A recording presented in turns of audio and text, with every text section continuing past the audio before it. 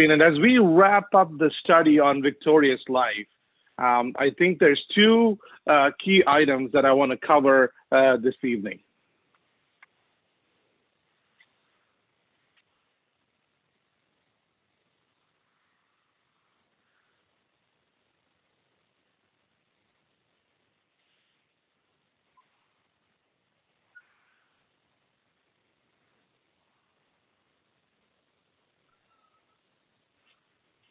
Yes, brother, can you tell me?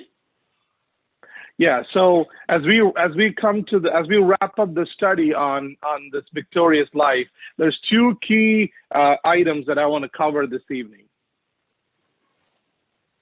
ಈ ಜಯ ಜೀವಿತ ವಿಜಯಶಾಲಿ ಜೀವಿತದ ಈ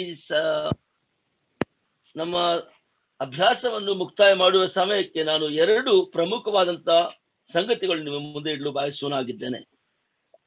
And as we were looking at this, I told you that I want to emphasize there is no secret formula for enjoying a victorious life. ನಾನು ನಿಮಗೆ ಮೊದಲೇ ಹೇಳಿದ ಹಾಗೆ ಜಯಶಾಲಿ ಜೀವಿತವನ್ನು ಆನಂದಿಸಲು ಯಾವುದೇ ರಹಸ್ಯವಾದ ಫಾರ್ಮುಲಾ ಇಲ್ಲ. It starts at the feet of the Lord, sitting in the presence of the Lord, learning from Him, meditating on His word. ಅದು ಕರ್ತನ ಪಾದ ಸನ್ನಿಧಿಯಲ್ಲಿ ಕೂತುಕೊಂಡು ಆತನ ಪಾದದ ಬಳಿ ಕೂತುಕೊಂಡು ಅಲ್ಲಿಂದ ಕೇಳುವುದರ ಮೂಲಕವೇ ಪ್ರಾರಂಭವಾಗುತ್ತದೆ. And it continues on your knees as you spend time in prayer, wrestling with the Lord, for helping you to enjoy a victorious life. ಅನಂತರ ಅದು ಕರ್ತನ ಜೊತೆಗೆ ಪ್ರಾರ್ಥನೆಯಲ್ಲಿ ಹೋರಾಟದೊಂದಿಗೆ ಬರುವಂತ ಜಯ ಅದರ ಆನಂದದೊಂದಿಗೆ ಮುಂದುವರಿಯುತ್ತದೆ. And this evening, the idea that I want to convey is that this victorious life that you and I are enjoying and can enjoy, we cannot just keep it to ourselves. ಇವತ್ತು ಸಂಜೆ ವೇಳೆ ನಿಮಗೆ ನಾನು ಹೇಳಲು ಬಯಸುತ್ತೇನೆಂದರೆ, ನೀವು ನಾನು ಆನಂದಿಸುವಂತ ಈ ವಿಜಯಶಾಲಿಯಾದಂತ ಜೀವನ ನಮ್ಮಷ್ಟಕ್ಕೆ ನಾವು ಇಟ್ಟುಕೊಳ್ಳಲು ಸಾಧ್ಯವಿಲ್ಲ.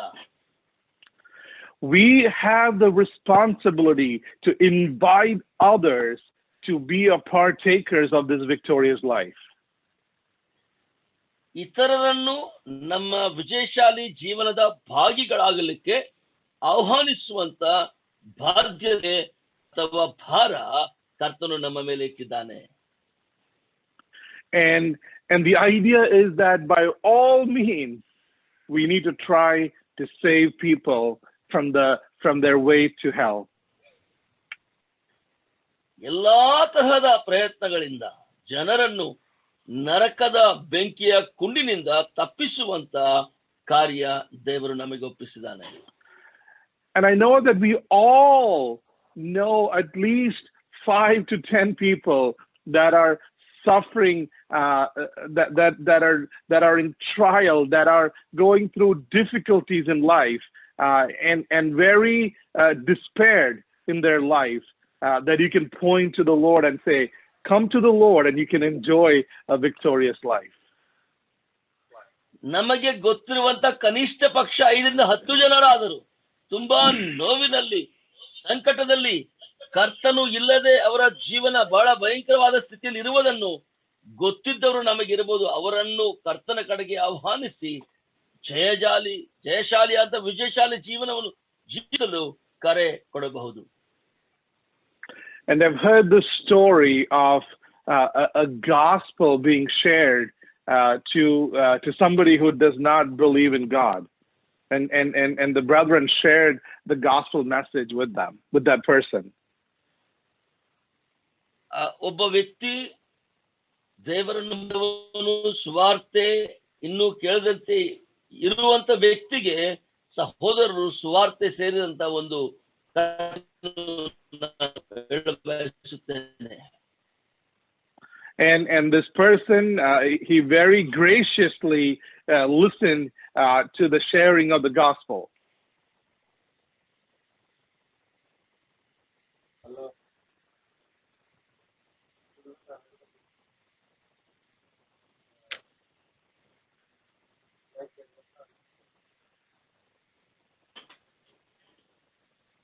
can Brother you? Ezekiel, can you hear me? Yeah, now I can hear you. Please. Okay. This person very graciously listened to the sharing of the gospel. He very patiently listened to the whole message of the gospel. ಈ ವ್ಯಕ್ತಿಯು ಬಹಳ ಕೃಪಾಭರಿತನಾಗಿ ಆ ಸುವಾರ್ತೆಯ ಸಂದೇಶವನ್ನು ಬಹಳ ಸಂಯಮದಿಂದ ಕೇಳಿದನು. And at the end, this is what he said. He said, thank you for sharing this message with me. I don't believe in it. I'm sorry to tell you, I don't accept this message. ಕೊನೆಗೆ ಆತನು ಬಹಳ ವಿನಯದಿಂದ ಈ ರೀತಿ ಎಂದನು, ನೀವು ಈ ಸಂದೇಶವನ್ನು ನನ್ನ ಜೊತೆಗೆ ಸಾರಿದಕ್ಕೆ ನಿಮಗೆ ವಂದನೆಗಳು, ಆದರೆ ಈ ಸಂದೇಶದ ಮೇಲೆ ನನಗೆ ನಂಬಿಕೆ ಇಲ್ಲ.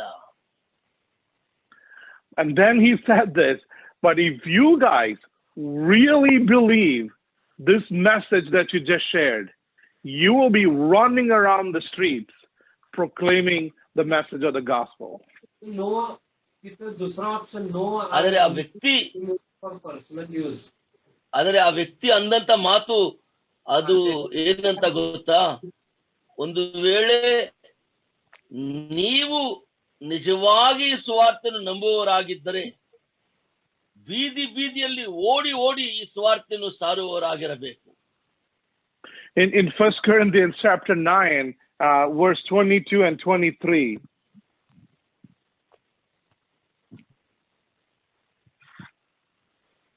First Corinthians chapter 9, verses 22 and 23. ಮೊದಲನೇ ಕೊರಿಂಥಿ 9ನೇ ಅಧ್ಯಾಯ 22, 23 ವಚನ ನಾವು ನೋಡುವುದಾದ್ರೆ, and there we read Paul's passion for the gospel message. ಇಲ್ಲಿ ನಾವು ಪೌಲನ ಸುವಾರ್ತೆ ಸಾರಲಿಕ್ಕೆ ಬೇಕಾದಂತ ಅತ್ಯಾಸಕ್ತಿಯನ್ನು ಕಾಣುತ್ತೇವೆ. We see that he was willing to live and die for this message. ಆತನು ಈ ಸುವಾರ್ತೆಗಾಗಿ ಪ್ರಾಣ ಕೊಡಲು ಕೂಡ ಸಿದ್ಧನಾಗಿದ್ದನು. We see that this was a constant burden in his heart that he carried. ಆತನ ಹೃದಯದಲ್ಲಿ ಎಂದೆಂದಿಗೂ ಇದ್ದಂತ ಒಂದು ಭಾರ ನಾವು ನೋಡುತ್ತೇವೆ. He longed for people to get saved. ಆತನು ಜನರ ರಕ್ಷಣೆಗಾಗಿ ಎಷ್ಟೋ ಎದುರು ನೋಡುವಂತಹ ವ್ಯಕ್ತಿ ಆಗಿದ್ದನು. And he was willing to do whatever it took for the sake of the gospel. ಸುವಾರ್ತೆಗಾಗಿ ಏನೇ ಆದರೂ ಅದನ್ನು ಮಾಡಲು ಆತನು ಸಿದ್ಧನಾದಂತ ವ್ಯಕ್ತಿಯಾಗಿದ್ದನು. Now Paul is someone who understood firsthand the joy of a victorious Christian living. ವಿಜಯಶಾಲಿ ಜೀವನದ ಅರ್ಥವನ್ನು ಸರಿಯಾಗಿ ಅರ್ಥ ಮಾಡಿಕೊಂಡಂತ ವ್ಯಕ್ತಿ ಪೌಲನು ಹೇಳಬಹುದು. He had moments where he was joyful in the Lord, and then he find himself in the prison. But even in the prison, he's singing to the Lord. ಆತನು ತನ್ನನ್ನು ತಾನು ಜಯಶಾಲಿ ಆದಂತ ಆನಂದಕರವಾದ ವ್ಯಕ್ತಿ ಅಂತ ಅರ್ಥ ಮಾಡಿಕೊಳ್ಳಲು ಸೆರೆಮನೆಯಲ್ಲಿ ಕೂಡ ಆನಂದದಿಂದ ರಾಗ ಹಾಡಿದಂತ ವ್ಯಕ್ತಿ. He said, I learned to be content. I learned to be happy in all circumstances. ನಾನು ಎಲ್ಲಾ ಪರಿಸ್ಥಿತಿಗಳಲ್ಲಿ ಆನಂದವಾಗಿರಲು ಸಂತುಷ್ಟಿಯಾಗಿರಲು ಕಲಿತೇನು ಎನ್ನುವ ಮಾತನ್ನು ಆತನು ಸಾಕ್ಷಿ ಹೇಳುತ್ತಾನೆ. And he could not keep this message to himself. ಈ ವಾರ್ತೆಯನ್ನು ತನ್ನಷ್ಟಕ್ಕೆ ತಾನು ಇಟ್ಟುಕೊಳ್ಳಲಿಲ್ಲ ಪ್ರಿಯರೇ. The Lord who transformed his life on the road to Damascus, he was willing to preach the Lord wherever and whatever it meant. ದಮಸ್ಕ ಹಾದಿಯಲ್ಲಿ ಆತನ ಜೀವನವನ್ನು ಬದಲಾಯಿಸಿದ ಆ ಕರ್ತನ ಬಗ್ಗೆ ಯಾವ ರೀತಿಯಾದರೂ ಎಲ್ಲಾದರೂ ಸಾರಲು ಆತನು ಎಂದೆಂದಿಗೂ ಸಿದ್ಧನಾಗಿದ್ದನು. And the call that we have is whether we are working, whether we are resting, whether we are home, whether we are abroad, we should constantly be trying to win souls for the Lord. ನಮಗೆ ಕೊಟ್ಟಂತ ಕರೆಯನ್ನು ಸ್ವೀಕರಿಸಿದಂತ ನಾವು ಮನೆಯಲ್ಲಿದ್ದರೂ, ಪ್ರಯಾಣ ಮಾಡುತ್ತಿದ್ದರೂ, ಕೆಲಸದಲ್ಲಿದ್ದರೂ, ಎಲ್ಲಿದ್ದರೂ ಈ ಕರೆಯ ಕಾರ್ಯವನ್ನು ಪೂರ್ಣಗೊಳಿಸಲು ಎಂದೆಂದಿಗೂ ಸಿದ್ಧರಾಗಿರಬೇಕು.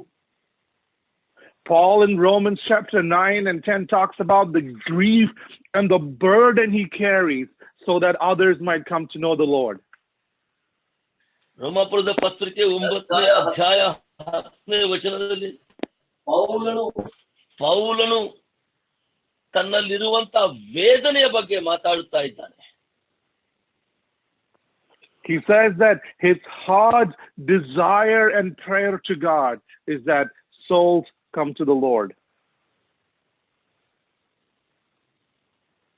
ಆತನು ಈ ರೀತಿಯಾಗಿ ಅನ್ನುತ್ತಾನೆ, ನನ್ನ ಹೃದಯವು ಆತ್ಮಗಳು ಕರ್ತನ ಕಡೆಗೆ ರಕ್ಷಿಸಲ್ಪಡಲೆಂದು ಎಂದೆಂದಿಗೂ ಎದುರು ನೋಡುತ್ತದೆ ಆಶೆಯಿಂದ ಅನ್ನುವ ಮಾತನ್ನು ನುಡಿಯುತ್ತಾನೆ. Do we have this all-consuming passion to see souls saved? ಈ ರೀತಿಯಾದಂತ ಆಶೆ ಹಂಬಲ ನಮ್ಮೆಲ್ಲರಿಗೂ ಉಂಟು. And are we engaged in the work of the gospel? ನಾವು ಸೇವೆಯ ಕಾರ್ಯದಲ್ಲಿ ತೊಡಗಿದ್ದೇವೆ. You know, the primary purpose of the Lord's coming into this world, for the Lord to step into this cursed, wicked earth, is to save us from our sins. ಕರ್ತನಾದ ಯೇಸು ಕ್ರಿಸ್ತನು ಪಾಪದಿಂದ ಶಾಪದಿಂದ ತುಂಬಿದಂತ ಈ ಭೂಮಿಯ ಮೇಲೆ ಪದಾರ್ಪಣೆ ಮಾಡಲು ಒಂದೇ ಒಂದು ಕಾರಣ, ನಿನ್ನನ್ನು ನನ್ನನ್ನು ಆ ಪಾಪದ ಶಾಪದಿಂದ ಬಿಡಿಸಲು ಆತನು ಬಂದನು. In Luke chapter 19 verse 10 it says, for the Son of Man has come to seek and to save that which was lost. ಲೂಕನ ಬರೆದ ಸುವಾರ್ತೆ 19:10 ಮನುಷ್ಯ ಕುಮಾರನು ನಶಿಸಿ ಹೋಗುವ ಆತ್ಮಗಳನ್ನು ಹುಡುಕಿ ರಕ್ಷಿಸುವುದಕ್ಕೆ ಬಂದನು ಎನ್ನುವುದು. And in John's Gospel 9 verse 4 he says that I must do the works of him who sent me while it is day. The night is coming when no one can work. ರಾತ್ರಿ ದಾಟಿ ಹೋಗಿ ಹಗಲು ಸಮಾಪ್ತಿಯಾಗಿ ರಾತ್ರಿ ಬರ್ಲಿಕ್ಕಿದೆ. ನನ್ನನ್ನು ಕಳುಹಿಸಿದ ಆತನ ಕಾರ್ಯವನ್ನು ನಾನು ಮಾಡಬೇಕು ಎಂದು ಕರ್ತನಾದ ಯೇಸು ಕ್ರಿಸ್ತ ನುಡಿದನು.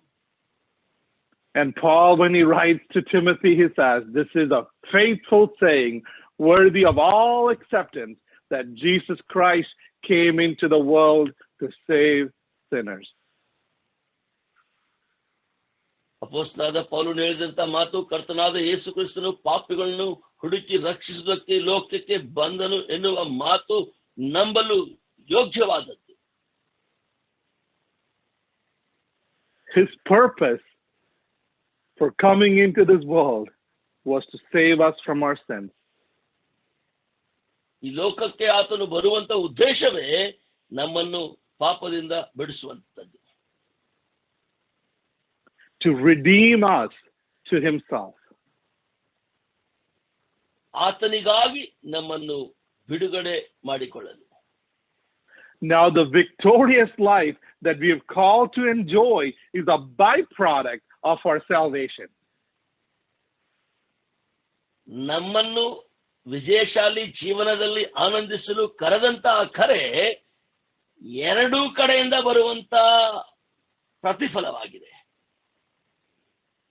And that's we are able to enjoy that victorious life because he's saving us from our sins.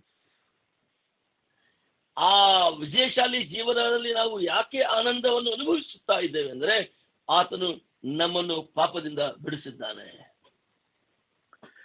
And then the great commission he gives us is to go and spread the gospel. ಅನಂತರ ನಮಗೆ ಕೊಟ್ಟಂತ ಮಹಾ ನಿಯೋಗ, ಹೋಗಿರಿ ಸುವಾರ್ತೆಯನ್ನು ಸಾಗಿ. In John 20 verse 21, we see the Lord saying, as the Father has sent me. Listen to that carefully. As the Father has sent me, I also send you. ಯೋಹಾನನ ಸುವಾರ್ತೆ 20ನೇ ಅಧ್ಯಾಯ 21ನೇ ವಚನದಲ್ಲಿ ದಯವಿಟ್ಟು ಇನ್ನೊಂದಾವರ್ತಿ ಗಮನಿಸಿ ನೋಡಿರಿ. ತಂದೆ ನನ್ನನ್ನು ಕಳುಹಿಸಿಕೊಟ್ಟ ಹಾಗೆಯೇ ನಾನು ನಿಮ್ಮನ್ನು ಕಳುಹಿಸಿ ಕೊಡುತ್ತೇನೆ. The power and the unction of that calling is a heavenly calling. The Lord says, as the Father sent me, I'm sending you. ನಮ್ಮನ್ನು ಕಳುಹಿಸಿಕೊಡುವಂತಹ ಕರೆ ಪರಲೋಕಕ್ಕೆ ಸಂಬಂಧಪಟ್ಟಂತಹ ಕರೆ. ಕರ್ತನಾದ ಯೇಸು ಕ್ರಿಸ್ತನು ನುಡಿದ ಹಾಗೆ, ನನ್ನನ್ನು ತಂದೆ ಕಳುಹಿಸಿದ ಹಾಗೆ ನಾನು ನಿಮ್ಮನ್ನು ಕಳುಹಿಸುತ್ತೇನೆ. You know, we talked about the victorious life starting at the feet of the Lord. ವಿಜಯಶಾಲಿ ಜೀವನದ ಪ್ರಾರಂಭದಲ್ಲಿ ನಾವು ಕರ್ತನ ಪಾದದಲ್ಲಿ ಕೂತುಕೊಂಡು ಹೊಂದುವಂತ ಜಯದ ಬಗ್ಗೆ ಮಾತಾಡಿದ್ದೇವೆ. We talked about how it continues on our knees as we spend time in prayer. ಅದು ನಾವು ಪ್ರಾರ್ಥನೆಯಲ್ಲಿ ಮೊಣಕಾಲೂರುವುದರ ಮೂಲಕ ಹೇಗೆ ಮುಂದುವರಿಯುತ್ತದೆ ಅದರ ಬಗ್ಗೆ ಚರ್ಚಿಸಿದ್ದೇವೆ. And now we continue on our feet out in the streets proclaiming the glorious gospel of the Lord Jesus Christ. ಈಗ ನಾವು ನಮ್ಮ ಪಾದದ ಮೇಲೆ ಬೀದಿಯಲ್ಲಿ ನಿಂತುಕೊಂಡು ಆ ಮಹಿಮೆಯುಳ್ಳ ಸುವಾರ್ತೆ ಯೇಸು ಕ್ರಿಸ್ತನ ಬಗ್ಗೆ ಸಾರುವುದರ ಮೂಲಕ ಮುಂದುವರಿಯುವವರಾಗಿದ್ದೇವೆ. And I want to submit to you this evening that you will not, the victorious life that you're called to enjoy will not be complete until you follow the Lord's great commission in your life. ನಿಮ್ಮ ವಿಜಯಶಾಲಿ ಜೀವನವು ನಿಮಗೆ ಕರ್ತನು ಕೊಟ್ಟಂತ ಮಹಾನ್ ನಿಯೋಗವನ್ನು ನೀವು ಪಾಲಿಸದೆ ಹೋದರೆ ಆ ಜಯಶಾಲಿ ಜೀವನದ ಸಂಪೂರ್ಣತೆಯನ್ನು ನೀವು ಆನಂದಿಸಲು ಸಾಧ್ಯವಿಲ್ಲ. You might be spending time studying the Word of God. You might be spending time in prayer in the presence of the Lord. ನೀನು ದೇವರ ವಾಕ್ಯವನ್ನು ಓದುವುದರಲ್ಲಿ ತುಂಬಾ ಸಮಯ ಕಳೆಯುತ್ತಿರಬಹುದು. ಕರ್ತನ ಜೊತೆಗೆ ಪ್ರಾರ್ಥನೆಯಲ್ಲಿ ಸಮಯ ಕಳೆಯುತ್ತಿರಬಹುದು. I want to charge you this evening that you need to follow the great commission that God has given us. ಅಷ್ಟೇ ಅಲ್ಲದೆ ಇವತ್ತು ನಾನು ದೇವರ ವಾಕ್ಯದ ಆಧಾರದ ಮೇಲೆ ನಿಮ್ಮೊಂದಿಗೆ ಮಾತಾಡಲು ಬಯಸುತ್ತೇನೆ. ನೀನು ಅದರೊಂದಿಗೆ ಕರ್ತನ ಮಹಾನ್ ನಿಯೋಗವನ್ನು ಅನುಸರಿಸಲೇಬೇಕು. And then in Matthew 28 it says, all authority has been given to me in heaven and on earth. And go therefore and make disciples of all nations, baptizing them in the name of the Father and of the Son and of the Holy Spirit, teaching them to observe all things that I have commanded you. And he says, and I'm with you always, even to the end of the age. ಮತ್ತೊಂದು ಬರೆದ ಸುವಾರ್ತೆ 28:18-20 ವಚನ ನೋಡಿದಾಗ, ಪರಲೋಕದಲ್ಲಿಯೂ ಭೂಲೋಕದಲ್ಲಿಯೂ ಎಲ್ಲಾ ಅಧಿಕಾರನೇ ಕೊಡಲ್ಪಟ್ಟಿದೆ. ಆದ್ದರಿಂದ ನೀವು ಹೊರಟು ಹೋಗಿ ಎಲ್ಲಾ ದೇಶಗಳ ಜನರನ್ನು ಶಿಷ್ಯರನ್ನಾಗಿ ಮಾಡಿರಿ. ಅವರಿಗೆ ಮಗನ ಪವಿತ್ರಾತ್ಮನ ಹೆಸರಿನಲ್ಲಿ ದೀಕ್ಷಾಸ್ನಾನ ಮಾಡಿಸಿ, ನಾನು ನಿಮಗೆ ಆಜ್ಞಾಪಿಸಿದನ್ನೆಲ್ಲ ಕಾಪಾಡಿಕೊಳ್ಳುವುದಕ್ಕೆ ಅವರಿಗೆ ಉಪದೇಶ ಮಾಡಿರಿ. ನೋಡಿರಿ, ನಾನು ಯುಗದ ಸಮಾಪ್ತಿಯವರೆಗೂ ಎಲ್ಲಾ ದಿವಸ ನಿಮ್ಮ ಸಂಗಡ ಇರುತ್ತೇನೆ ಎಂದು ಹೇಳಿದನು. You know, when we sit at the feet of the Lord, we are enjoying his presence. ನಾವು ಕರ್ತನಾದ ಯೇಸು ಕ್ರಿಸ್ತನ ಪಾದ ಸನ್ನಿಧಿಯಲ್ಲಿ ಕೂತುಕೊಂಡಾಗ ಆತನ ಪ್ರಸನ್ನತೆಯನ್ನು ಅನುಭವಿಸುತ್ತೇವೆ, ಆನಂದಿಸುತ್ತೇವೆ. And then we looked at yesterday, as 2 or 3 are gathered together in my name, he says, my presence is with you. As you spend time in prayer, my presence is with you. ನಾವು ನಿನ್ನೆ ನೋಡಿದ ಹಾಗೆ, ಎಲ್ಲಿ 2-3 ಕೂಡುವರು ಅವರ ಮಧ್ಯದಲ್ಲಿ ನಾನು ಇರುತ್ತೇನೆ. ಆದರೆ ಕೂಡಿ ಪ್ರಾರ್ಥನೆ ಮಾಡುವಾಗ ಅವರ ಮಧ್ಯದಲ್ಲಿ ಆತನ ಉಪಸ್ಥಿತಿಯನ್ನು, ಆತನ ಪ್ರಸನ್ನತೆಯನ್ನು ನಾವು ಅನುಭವಿಸಬಹುದು.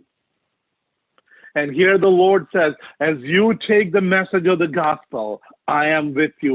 I guarantee my presence with you as you follow this great commission. ಇಲ್ಲಿ ಮತ್ತೊಂದು ಬರೆದ ಸುವಾರ್ತೆ 28ನೇ ಅಧ್ಯಾಯದಲ್ಲಿ, ನೀವು ಸುವಾರ್ತೆಯನ್ನು ಕೊಂಡೊಯ್ಯುವಾಗ ನಾನು ನಿಮ್ಮೊಂದಿಗಿದ್ದೇನೆ, ಯುಗ ಸಮಾಪ್ತಿವರೆಗೆ ಸುವಾರ್ತೆ ಸಾರುವವರೊಂದಿಗೆ ನಾನು ಇದ್ದೇನೆ ಎನ್ನುವ ಭರವಸೆಯನ್ನು ಕರ್ತನಾದ ಯೇಸು ಕ್ರಿಸ್ತನು ಕೊಡುತ್ತಾ ಇದ್ದಾನೆ. And when we have the presence of the Lord, we have victory in our lives. ಕರ್ತನ ಉಪಸ್ಥಿತಿ ನಮ್ಮೊಂದಿಗೆ ಇರುವುದಾದ್ರೆ, ಆತ ನಮ್ಮೊಂದಿಗೆ ಇರುವುದಾದ್ರೆ ಖಂಡಿತವಾಗಿ ಜಯ ವಿಜಯ ನಮ್ಮದೇ ಆಗಿರುತ್ತದೆ. And then in Acts chapter 1, it says, "You shall receive power when the Holy Spirit comes upon you, and you shall be witnesses to me in Jerusalem and Judea and all Samaria and to the ends of the earth."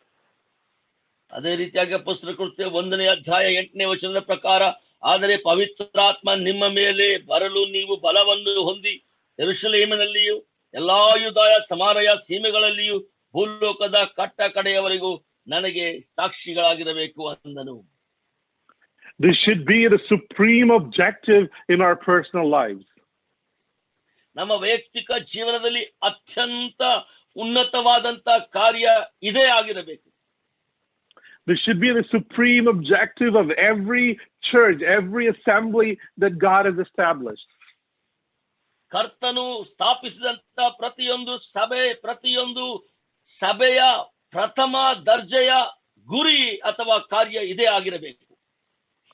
In Acts chapter 8 verse 4, the church was persecuted, and it says, "Whoever were scattered went everywhere preaching the word." 8ನೇ ಅಧ್ಯಾಯ ಅಪೊಸ್ತಲರ ಕೃತ್ಯ 4ನೇ ವಚನದಲ್ಲಿ ಹೀಗೆ ಬರೆದರು, ಅಲ್ಲಿ ಸುವಾರ್ತೆ ವಾಕ್ಯವನ್ನು ಸಾರುತ್ತಾ ಇದ್ದವರೆಲ್ಲರೂ ಚದರಿ ಹೋದರು. The New Testament pattern of evangelism is that everyone is an evangelist. ಹೊಸ ಒಡಂಬಡಿಕೆಯ ಸುವಾರ್ತೆ ಪ್ರಸರಣದ ಒಂದು ಪದ್ಧತಿ ಏನೆಂದರೆ ಪ್ರತಿಯೊಬ್ಬ ವಿಶ್ವಾಸಿಯು ಸುವಾರ್ಥಿಕನಾಗಿದ್ದಾನೆ. Now I fully understand the calling that God has on certain people to be in that work full time. That's absolutely there. ಈಗ ನಾನು ಇದನ್ನು ಬಹಳ ಸ್ಪಷ್ಟವಾಗಿ ಅರ್ಥ ಮಾಡಿಕೊಂಡಿದ್ದೇನೆ. ಕೆಲವರಿಗಾದರೂ ಪೂರ್ಣಾವಧಿಯಾಗಿ ಅದೇ ಸೇವೆಯಲ್ಲಿ ತೊಡಗಿಕೊಂಡು ಇರಲು ಆತನು ಕರೆದಿದ್ದಾನೆ. But that doesn't take the responsibility from my shoulders to be an evangelist myself wherever God has placed me. ಹಾಗಾದರೆ ಅವರನ್ನು ಕರೆದಿದ್ದಾನಲ್ಲವೋ ಎಂದು ನನ್ನ ಭುಜದ ಮೇಲೆ ಸುವಾರ್ತೆಯ ಭಾರ ಹಾಕಿದ್ದನ್ನು ನಾನು ಅಲ್ಲಗಳೆಯಲು ಅಥವಾ ತಳ್ಳಿ ಹಾಕಲು ಸಾಧ್ಯವಿಲ್ಲ. When I'm at home, I'm an evangelist to my children. ನಾನು ಮನೆಯಲ್ಲಿರುವಾಗ ನನ್ನ ಮಕ್ಕಳಿಗೆ ಸುವಾರ್ಥಿಕನು. When I'm at work, I'm an evangelist to my coworkers. ನಾನು ಕೆಲಸದ ಮೇಲಿರುವಾಗ ನನ್ನ ಜೊತೆ ಕೆಲಸಗಾರರಿಗೆ ನಾನು ಸುವಾರ್ಥಿಕನು. And I think it's Spurgeon who said, "Always preach gospel. If necessary, use words." ಬಹುಶಃ ಸ್ಪರ್ಜನ್ ಈ ರೀತಿಯಾಗಿ ಅಂದಿರಬಹುದು, ಯಾವಾಗಲೂ ಸುವಾರ್ತೆಯನ್ನು ಸಾರಿರಿ, ಅವಶ್ಯಕವಿದ್ದರೆ ಮಾತ್ರ ಬಾಯಿಯನ್ನು ತೆರೆಯಿರಿ. The idea is that our life is the proclamation of the gospel. ಇದರ ಸಂದೇಶ ಉದ್ದೇಶ ಏನೆಂದರೆ ನಮ್ಮ ಜೀವನವೇ ಒಂದು ಸುವಾರ್ತೆ ಆಗಿರಬೇಕು, ಸಾರುವವರಾಗಿರಬೇಕು. When others see our life and conduct, they should see the light of the gospel of the Lord Jesus Christ shining brightly through us. ಇತರರು ನಮ್ಮ ಜೀವನವನ್ನು ಕಂಡಾಗ ನಮ್ಮ ಜೀವನದಲ್ಲಿ ಕ್ರಿಸ್ತನ ಬೆಳಕು ಹರಿಯುವಂತೆ, ಇತರರಿಗೆ ಕಂಡು ಬರುವಂತೆ ಆಗಿರಬೇಕು. We live in a dark world. ನಾವು ಕತ್ತಲೆಯಿಂದ ತುಂಬಿದಂತ ಜಗತ್ತಿನಲ್ಲಿ ಜೀವಿಸುತ್ತಾ ಇದ್ದೇವೆ. There's a lot of people out there who are hurting. ಅನೇಕ ಜನರು ಈ ಲೋಕದಲ್ಲಿ ನೋವಿನಿಂದ ಬಳಲುತ್ತಾ ಇದ್ದಾರೆ. I think the pandemic makes it all come to the forefront, the fear and the anxiety that people have. ಈ ಮಹಾಮಾರಿಯಿಂದ ಜನರಲ್ಲಿ ಇದ್ದಂತಹ ನೋವು, ಬಳಲಿಕೆ, ಅವರಲ್ಲಿರುವಂತಹ ಆ ಜಿಜ್ಞಾಸೆ ಅವರನ್ನು ಇನ್ನೂ ಹೆಚ್ಚಿನ ನೋವಿನಲ್ಲಿ ತಳ್ಳುವಂತದಾಗಿದೆ. And the Lord has placed this light in our hearts that we can let shine light to the others around us. ಆದರೂ ಇಂತಹ ಪರಿಸ್ಥಿತಿಗಳಲ್ಲಿ ಕರ್ತನಾದ ಯೇಸು ಕ್ರಿಸ್ತನು ನಮ್ಮ ಹೃದಯಗಳಲ್ಲಿ ತನ್ನ ಬೆಳಕನ್ನು ಇಟ್ಟಿದ್ದಾನೆ. ಆ ಬೆಳಕಿನಿಂದ ನಾವು ಇತರರನ್ನು ಬೆಳಗಿಸಲು ಸಾಧ್ಯವಲ್ಲವೋ? Because this is the only way for humanity to have hope. ಯಾಕಂದರೆ ಮನುಷ್ಯನ ಮಾನವತ್ವಕ್ಕೆ ಒಂದೇ ಒಂದು ಮಾರ್ಗ, ಒಂದೇ ಒಂದು ಹಾದಿ ಇದೇ ಆಗಿದೆ. Acts chapter 4 verse 12 says, "No, there is salvation in any other, for there is no other name given under heaven among men by which we must be saved." ಅಪೊಸ್ತಲರ ಕೃತ್ಯಗಳು 4ನೇ ಅಧ್ಯಾಯ 12ನೇ ವಚನದ ಪ್ರಕಾರ ಬರಬೇಕಾದ ರಕ್ಷಣೆ ಇನ್ನಾರಲ್ಲಿಯೂ ಸಿಕ್ಕುವುದಿಲ್ಲ, ಆ ಹೆಸರಿನಿಂದಲೇ ಹೊರತು ಆಕಾಶದ ಕೆಳಗೆ ಮನುಷ್ಯರೊಳಗೆ ಕೊಡಲ್ಪಟ್ಟಿರುವ ಬೇರೆ ಯಾವ ಹೆಸರಿನಿಂದಲೂ ನಮಗೆ ರಕ್ಷಣೆಯಾಗುವುದಿಲ್ಲ ಎಂದು ಹೇಳಿದನು. And the Lord Jesus himself said, "I am the way, the truth, and the life. No one comes to Father except through me." ಯೋಹಾನ 4:14-6 ಪ್ರಕಾರ ಯೇಸು ಕ್ರಿಸ್ತನು ತಾನೇ ನುಡಿದನು, ನಾನೇ ಮಾರ್ಗವು ಸತ್ಯವು ಜೀವವೂ ಆಗಿದ್ದೇನೆ, ನನ್ನನ್ನು ಹೊರತು ತಂದೆಯ ಬಳಿಗೆ ಯಾರು ಬರಲಿಕ್ಕೆ ಸಾಧ್ಯವಿಲ್ಲ.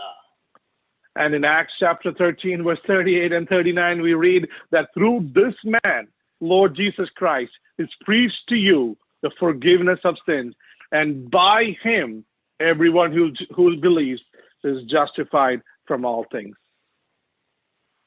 ಅಪೊಸ್ತಲರ ಕೃತ್ಯಗಳು 13ನೇ ಅಧ್ಯಾಯ 38-39ನೇ ವಚನ ಓದಿದ ಪ್ರಕಾರ, ಆದುದರಿಂದ ಸಹೋದರೇ, ಆತನ ಮೂಲಕವಾಗಿ ಯಾರು ಆತನು ಯೇಸು ಕ್ರಿಸ್ತನು ಪಾಪ ಪರಿಹಾರವು ದೊರೆಯುತ್ತೆಂಬುದು ನಿಮಗೆ ಸಾರೋಣವಾಗುತ್ತದೆಂದು ನಿಮಗೆ ತಿಳಿದಿರಲಿ.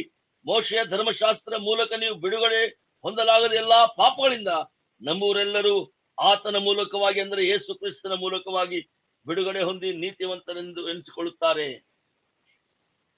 By this man is preached the forgiveness of the sin, the man Lord Jesus Christ. ಈ ವ್ಯಕ್ತಿಯಿಂದಲೇ, ಆತನಿಂದಲೇ, ಯೇಸು ಕ್ರಿಸ್ತನಿಂದಲೇ ಪಾಪದ ಬಿಡುಗಡೆ ಆಗುತ್ತದೆ. And in John 3 verse 36 it says, "He who believes in the Son has everlasting life, and he who does not believe the Son shall not see life, but the wrath of God abides on him." ಯೋಹಾನನ ಸುವಾರ್ತೆಯಲ್ಲಿ ನಾವು ಕಾಣುವಂತದ್ದು, ಯೋಹಾನನ ಸುವಾರ್ತೆ ಅಲ್ಲಿ ಕರ್ತನಾದ ಯೇಸು ಕ್ರಿಸ್ತನನ್ನು ನಂಬುವವನಿಗೆ ಮಾತ್ರ ನಿತ್ಯ ಜೀವ ಉಂಟು, ಆತನನ್ನು ಕಾಣದೆ ಆತನ ನಂಬದೇ ಇದ್ದವನಿಗೆ ನಿತ್ಯ ಜೀವ ಇಲ್ಲ. ಯೋಹಾನನ 3:36. This is the only way. ಇದೇ ಮಾರ್ಗ. Who should we preach this message of gospel to? ಈ ಸುವಾರ್ತೆಯ ಸಂದೇಶವನ್ನು ನಾವು ಯಾರಿಗೆ ಸಾರಬೇಕು ಪ್ರಿಯರೇ? ಯಾರು And the answer ಸಾರಬೇಕು? is very clear. And the answer is very clear. And you see that all men, all world, it doesn't matter. All, even if they're wicked, we need to preach the gospel to them. ಎಲ್ಲ ಮನುಷ್ಯರಿಗೆ, ಅವರು ದುಷ್ಟರಾಗಿದ್ದರೂ ಪರವಾಗಿಲ್ಲ, ಆದರೆ ಅವರಿಗೆ ಈ ಸುವಾರ್ತೆಯನ್ನು ನಾವು ಸಾರಲೇಬೇಕು. In Ezekiel 3 verse 18 it says, "If you do not warn the wicked that he has to pay for his sin, the Lord says, his blood I will require at your hand." ಎಹೆಜ್ಕೇಲನ ಗ್ರಂಥ 3ನೇ ಅಧ್ಯಾಯ 18ನೇ ವಚನದಲ್ಲಿ ನಾವು ಈ ರೀತಿಯಾಗಿ ಓದುತ್ತೇವೆ, ನೀನು ಒಂದು ವೇಳೆ ದುಷ್ಟತ್ವದಲ್ಲಿ ಇರುವ ದುಷ್ಟನಿಗೆ ಸತ್ತೇ ಸಾಯುವಿ ಎಂದು ನುಡಿಯುವಾಗ ನೀನು ಅವನನ್ನು ಎಚ್ಚರಿಸದೆಯೂ ಅವನು ತನ್ನ ದುರ್ಮಾರ್ಗವನ್ನು ಬಿಟ್ಟು ತನ್ನ ಪ್ರಾಣವನ್ನು ಉಳಿಸಿಕೊಳ್ಳುವಂತೆ ಅವನಿಗೆ ಬುದ್ಧಿ ಹೇಳದೆಯೂ ಇದ್ದರೆ ಆ ದುಷ್ಟನು ತನ್ನ ಅಪರಾಧ ಸಾಯಬೇಕಾಗುವುದು, ಅವನ ಮರಣಕ್ಕಾಗಿ ನಿನಗೆ ಮುಯ್ಯಿ ತೀರಿಸುವೆನೆಂದು ಹೇಳ್ತಾನೆ.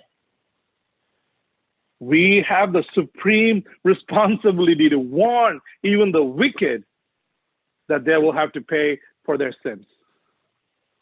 ನಮಗೆ ಅತ್ಯುನ್ನತವಾದಂತ ಒಂದು ಭಾರ ಕರ್ತನು ಕೊಟ್ಟಿದ್ದಾನೆ.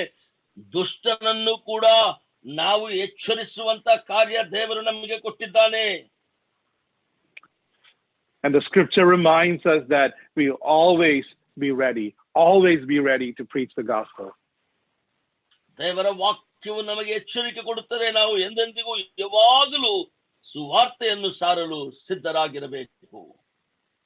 And that's what we read in 1 Peter 3:15. "Always be ready to give a defense to everyone who asks you for a reason of the hope that is in you with meekness and fear." ಮೊದಲನೇ ಪೇತ್ರ 3ನೇ ಅಧ್ಯಾಯ 15ನೇ ವಚನದಲ್ಲಿ ನಾವು ನೋಡಿದ ಹಾಗೆ, ಯೇಸು ಕ್ರಿಸ್ತನನ್ನು ನಿಮ್ಮ ಹೃದಯದಲ್ಲಿ ಪ್ರತಿಷ್ಠಿಪಡಿಸಿಕೊಳ್ಳಿರಿ, ನಿಮ್ಮಲ್ಲಿ ನಿರೀಕ್ಷೆಗೆ ಆಧಾರವೆಂದು ಕೇಳುವವರೆಲ್ಲರಿಗೆ ಉತ್ತರ ಹೇಳುವುದಕ್ಕೆ ಯಾವಾಗಲೂ ಸಿದ್ಧರಾಗಿರಿ. ಆದ್ರೆ ಅದನ್ನು ಸಾತ್ವಿಕದಿಂದಲೂ ಮನೋಭೀತಿಯಿಂದಲೂ ಹೇಳಿರಿ. The message of the gospel is powerful. ಸುವಾರ್ತೆಯ ಸಂದೇಶವು ಬಲವುಳ್ಳದ್ದಾಗಿದೆ. And we should always be ready. ನಾವು ಎಂದೆಂದಿಗೂ ಸಿದ್ಧರಾಗಿರಬೇಕು.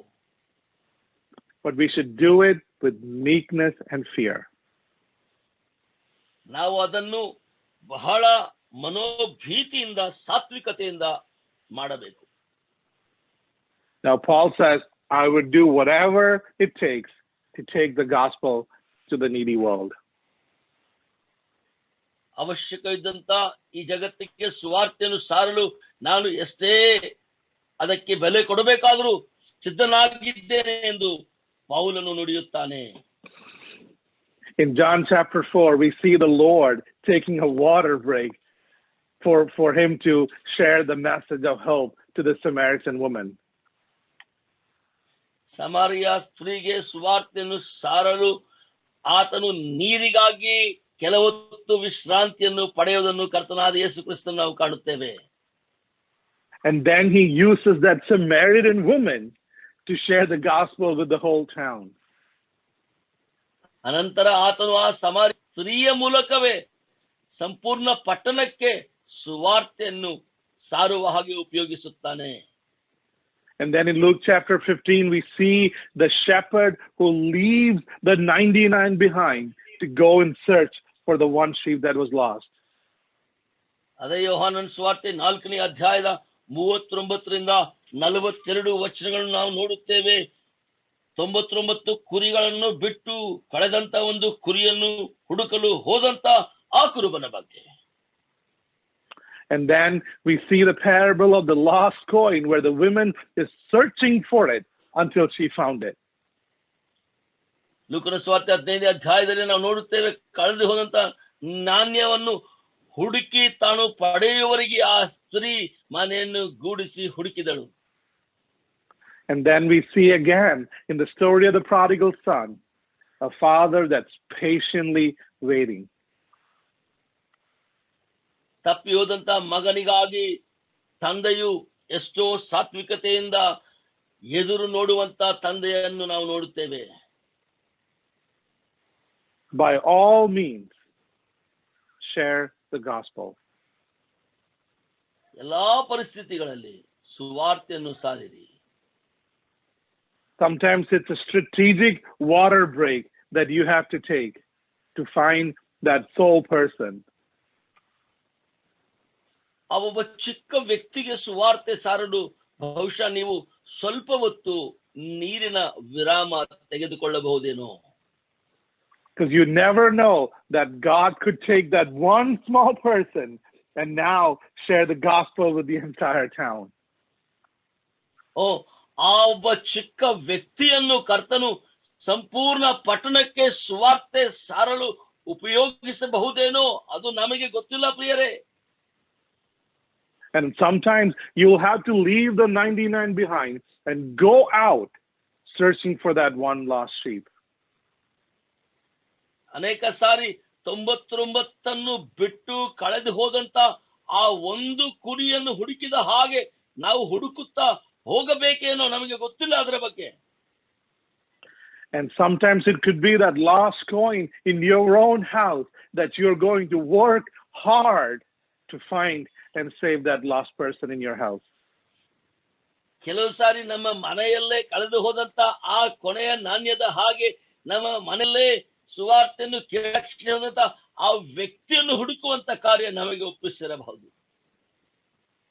And sometimes it's like that father of the prodigal son being patient for the Lord to work in that heart of that person, but you remain patiently in prayer for that lost soul. ತಪ್ಪಿ ಹೋದಂತ ಮಗನು ತಿರುಗಿ ಬರಲಿಕ್ಕೆ ಎಷ್ಟೋ ಮನೋಭೀತಿಯಿಂದ ಸಾತ್ವಿಕತೆಯಿಂದ ಆತನು ಎದುರು ನೋಡುವಂತದ್ದು, ಆತನ ಎಲ್ಲಾ ಪರೀಕ್ಷೆಗೆ ಒಳಗಾದರೂ ಆತನ ಮಗನ ತಿರುಗಿ ಬರೋಣ. ಆ ರೀತಿಯಾಗಿ ಒಬ್ಬ ವ್ಯಕ್ತಿ ಸುವಾರ್ತೆ ಸಾರಿದ ನಂತರ ಕೂಡ ರಕ್ಷಣೆ ತಂದೆಯ ಸ್ಥಾನದಲ್ಲಿ ನಿಂತುಕೊಂಡು ನಾವು ಎಷ್ಟೋ ಸಾರಿ ಎದುರು ನೋಡಬೇಕಾದಂತ ಪರಿಸ್ಥಿತಿ ಬರಬಹುದು. A lot of times we measure ministries by the number of souls saved. ಅನೇಕ ಬಾರಿ ನಾವು ನಮ್ಮ ಸುವಾರ್ತೆಯ ಸೇವೆಯನ್ನು ನಮಗೆ ಸಿಕ್ಕಂತ ಆತ್ಮಗಳ ಮೇಲೆ ನಾವು ಅದನ್ನು ತೂಕ ಹಾಕುವರಾಗಿರುತ್ತೇವೆ. And I don't want you to count the souls saved as a measure of the victorious life you're called to enjoy. ಆದರೆ ಇವತ್ತು ಸಂಜೆ ವೇಳೆಯಲ್ಲಿ ನಾನು ನಿಮ್ಮನ್ನು ಕರ್ತನು ಕರೆದಂತ ಆ ಜಯಶಾಲಿ ನೀವು ಸಂಪಾದನೆ ಮಾಡಿದಂತ ಆ ಲೆಕ್ಕಾಚಾರದಲ್ಲಿ ನೀವು ನಿಮ್ಮ ಜಯ ಆನಂದಿಸಬೇಡ್ರಿ ಅಂತ ಹೇಳಲಿಕ್ಕೆ ಬಯಸುತ್ತೇನೆ.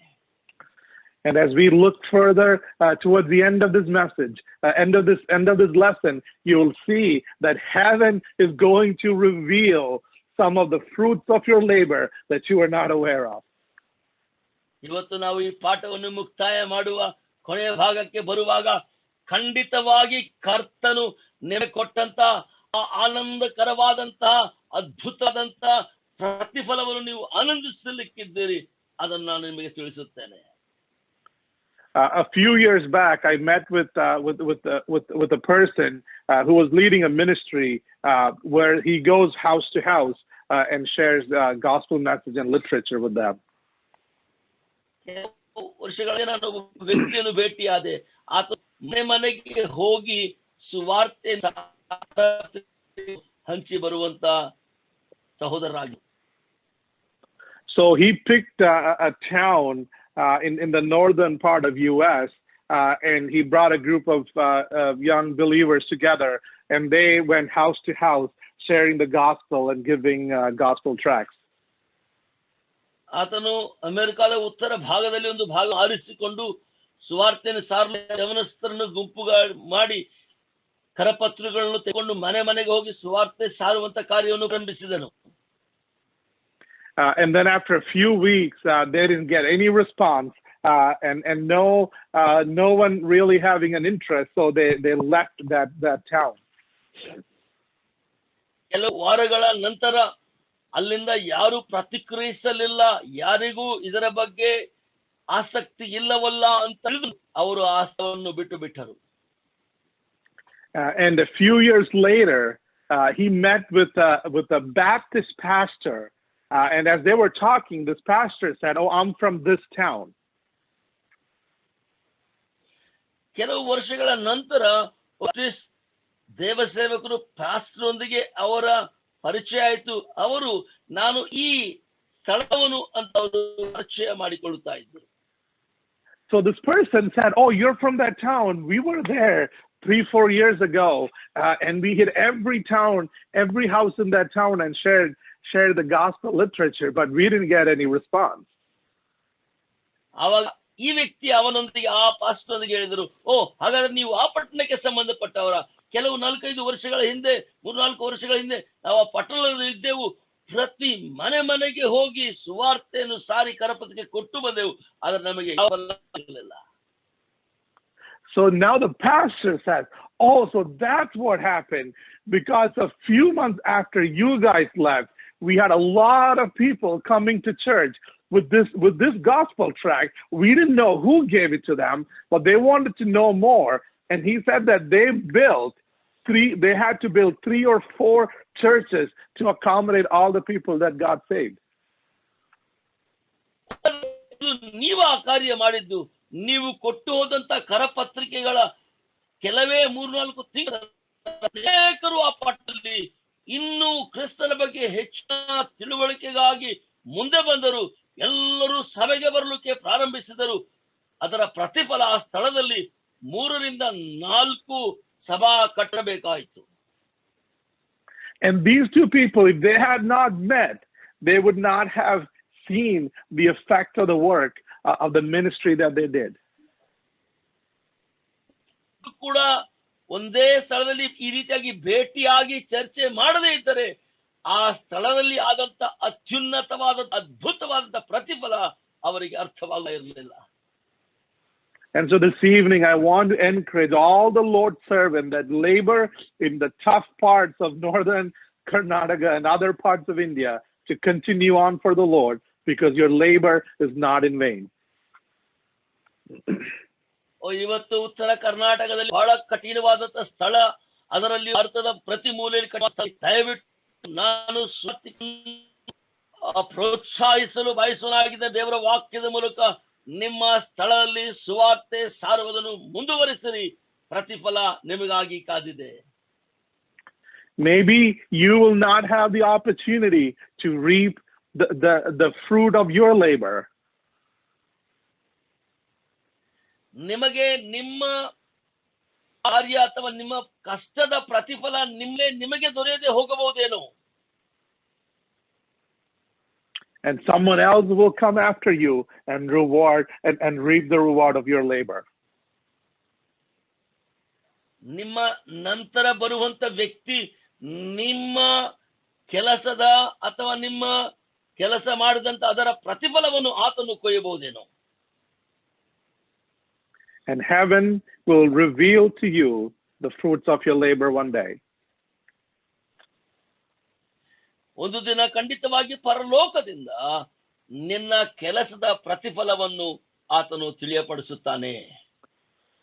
It's a very famous verse in Psalm 126 where the psalmist says, "Those who sow in tears shall reap in joy. He who continuously goes forth weeping, bearing seed for sowing, shall doubtless come again and rejoicing, bringing his sheaves with him." 126ನೇ ಕೀರ್ತನೆ 5 ಮತ್ತು 6 ವಚನಗಳಲ್ಲಿ ಬಹಳ ಪ್ರಸಿದ್ಧವಾದಂತ ವಾಕ್ಯ, ಎಲ್ಲರಿಗೂ ಗೊತ್ತ ಮಾತು.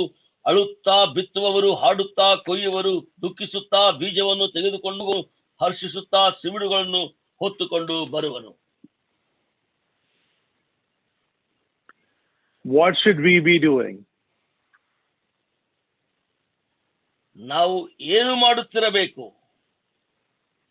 Be willing to be used by the Holy Spirit.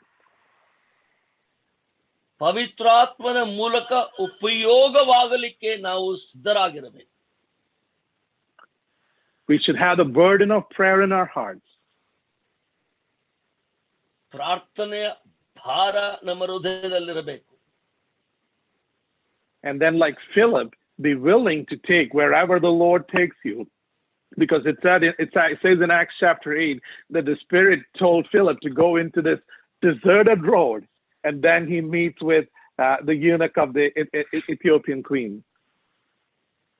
ಫಿಲಿಪ್ಪನ ಹಾಗೆ ಪವಿತ್ರ ನಡೆಸಲ್ಪಡಲಿಕ್ಕೆ ಸಿದ್ಧರಾಗಿರಬೇಕು. ಯಾಕಂದರೆ ರೋಮಾದ 6ನೇ ವಚನದಲ್ಲಿ ನಾವು ಹೀಗೆ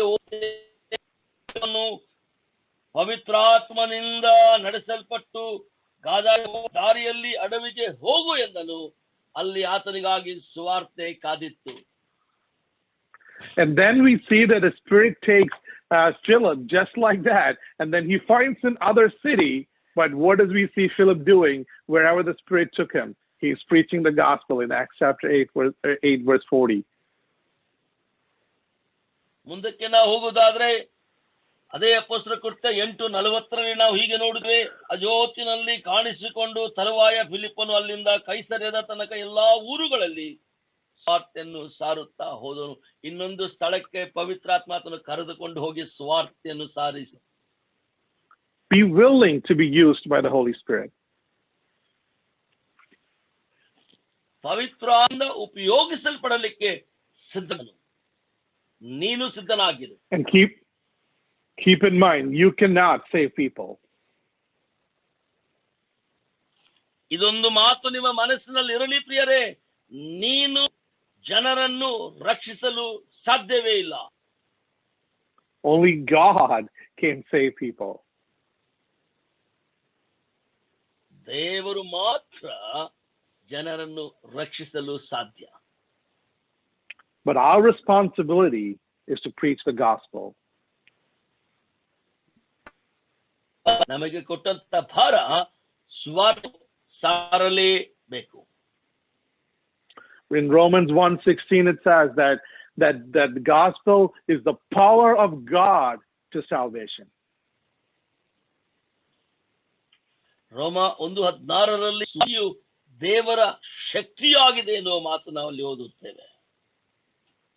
The success of the gospel is dependent upon the obedience of those who are entrusted with it. ನಾವು ಸಾರಿದಂತ ಸುವಾರ್ತೆಗೆ ಬರುವಂತ ಜಯ ಯಾರು ಆ ಸುವಾರ್ತೆ ನಂಬಿ ವಿಧೇಯರಾಗುತ್ತಾರೋ ಅವರ ಮೇಲೆ ಆಧಾರಿಸಿದೆ. And in Romans 10:14-17 says, how then shall they call on him in whom they have not believed? And how they shall believe in him of whom they have not heard? And how shall they hear without a preacher? And it says, how beautiful are the feet of those who preach the gospel of peace, who brings glad tidings of good things. ರೋಮಪುರದ ಪತ್ರಿಕೆ 10ನೇ ಅಧ್ಯಾಯ 14-17 ವಚನಗಳು ಈ ರೀತಿಯಾಗಿ ಓದ್ತೇವೆ. ಆದರೆ ನಾವು ಯಾವನನ್ನು ನಂಬಲಿಲ್ಲವೋ ಆತನ ನಾಮವನ್ನು ಹೇಳುವುದು ಹೇಗೆ?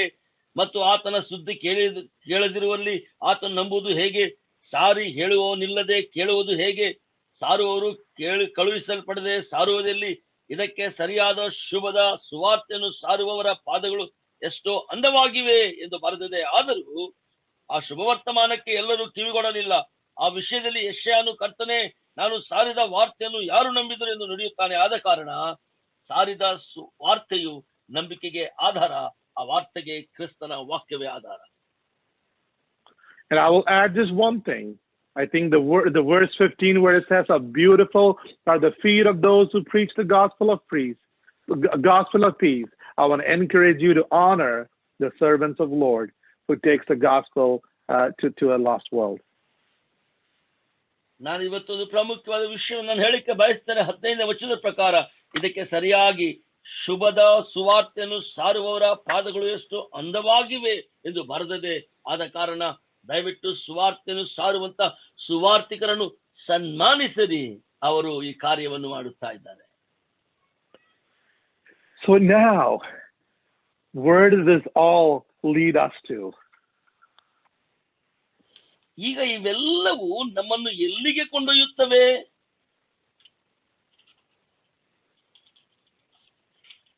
If we could read 2 Corinthians chapter 5, verses 1-10. ನಾವು 2 ಕೊರಿಂಥಿ 5ನೇ ಅಧ್ಯಾಯ 1-10 ವಚನಗಳನ್ನ ಓದುವುದಾದರೆ, shall I read, brother? No, you don't have to read for the time, but I want to encourage everyone to have that portion open. ನಾವು ಈಗ ಅದನ್ನು ಓದುವುದಿಲ್ಲ, ಆದರೆ ಸತ್ಯವೇದ ತೆರೆದು 2 ಕೊರಿಂಥಿ 5ನೇ ಅಧ್ಯಾಯ 1-10 ವಚನಗಳು ನಿಮ್ಮ ಮುಂದೆ ಇಟ್ಟುಕೊಳ್ಳಿರಿ. We know that this life is a journey. ನಮ್ಮ ಜೀವನವು ಒಂದು ಯಾತ್ರೆಯಾಗಿದೆ ಎಂದು ಗೊತ್ತಿದೆ. And where is this final destination? Where is this last stop? ನಮ್ಮ ಕೊನೆಯ ನಿಲ್ದಾಣ ಯಾವುದು? It talks about a house made without hands. ಕೈಗಳಿಲ್ಲದೆ ಮಾಡಿದಂತ ಇದೆ. It talks about an eternal house. ಅದು ಕೈಯಿಂದ ಕಟ್ಟಿದಂತದಲ್ಲ, ನಿತ್ಯವಾಗಿರುವಂತ ಮನೆಯಾಗಿದೆ.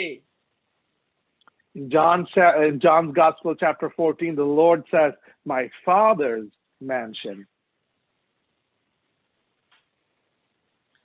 ಯೋಹಾನ 4ನೇ ಅಧ್ಯಾಯದಲ್ಲಿ ನನ್ನ ತಂದೆಯ ಮನೆಯಲ್ಲಿ ಬೀಳೋದು ಕರ್ತನಾದ ಯೇಸು ಕ್ರಿಸ್ತ ನುಡಿಯುತ್ತಾನೆ.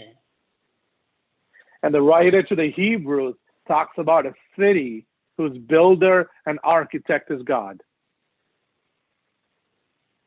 ಆದ್ರೆ ಇಬ್ರಿಯರಿಗೆ ಬರೆದ ಪತ್ರದ ಪತ್ರಕರ್ತನು ಆ ಪಟ್ಟಣಕ್ಕೆ ಅಸ್ತಿವಾರ ಹಾಕಿದಂತ ಆ ಕ್ರಿಸ್ತನ ಬಗ್ಗೆ ಮಾತಾಡುತ್ತಾ ಇದ್ದಾನೆ. And we see it as heaven, described as heaven in the scripture.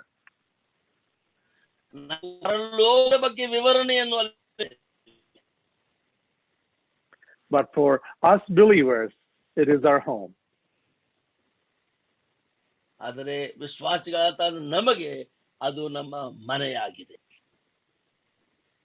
That's where we are heading to. We are heading to our home with our Lord. ನಾವು ನಮ್ಮ ಕರ್ತನೊಂದಿಗೆ ನಮ್ಮ ಮನೆಯ ಕಡೆಗೆ ಪ್ರಯಾಣ ಮಾಡುತ್ತಾ ಇದ್ದೇವೆ.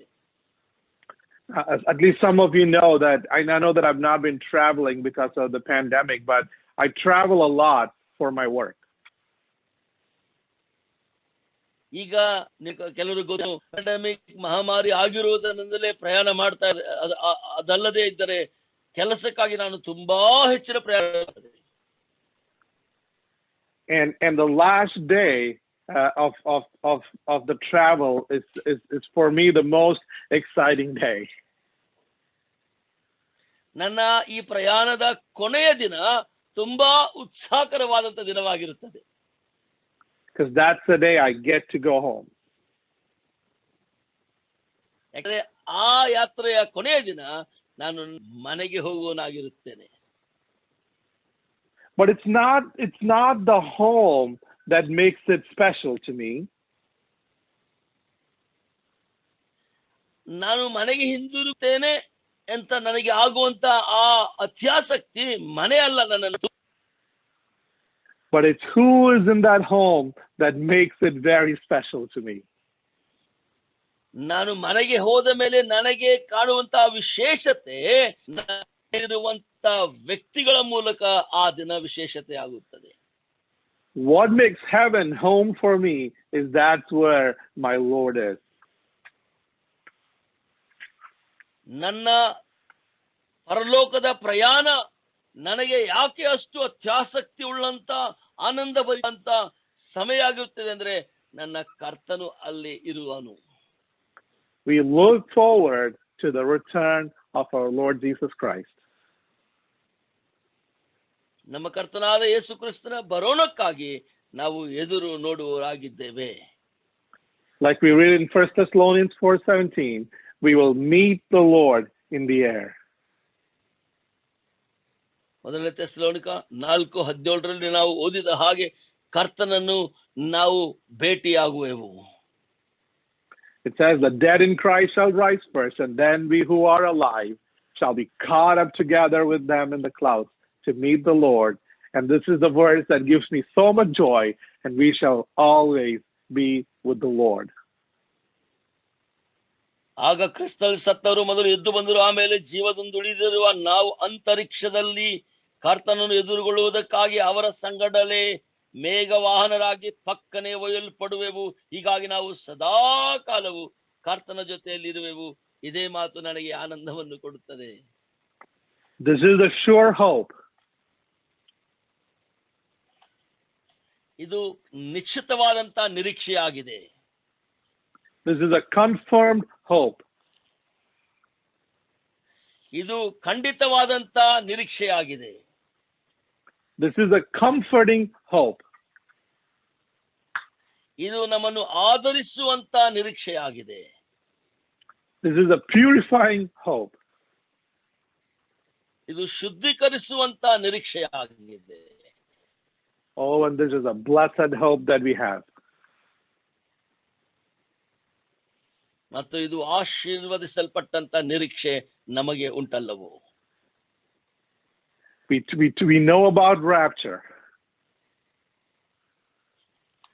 ಈ ಎತ್ತಲ್ಪಡುವಿಕೆ ಬಗ್ಗೆ ನಮಗೆ ಗೊತ್ತಾಗಬೇಕಾದರೆ It talks about how the dead in Christ shall rise first. ಕರ್ತನಲ್ಲಿ ನಿದ್ರೆ ಹೋದವರು ಹೇಗೆ ಮೊದಲು ಎದ್ದು ಬರುತ್ತಾರೋ ಅದರ ಬಗ್ಗೆ ಅದನ್ನು ವಿವರಿಸುತ್ತಾನೆ. And we who are alive will be together with them, will caught up with them in the heavens, in the air. ಜೀವಂತವಾಗಿರುವಂತ ನಾವು ಕೂಡ ಆತನೊಂದಿಗೆ ಅವರೊಂದಿಗೆ ಪಕ್ಕನೆ ಮೇಘವಾಹನರಾಗಿ ಒಯ್ಯಲ್ಪಡುತ್ತೇವೆ. And we shall all be changed. ನಾವೆಲ್ಲರೂ ಬದಲಾಗುತ್ತೇವೆ.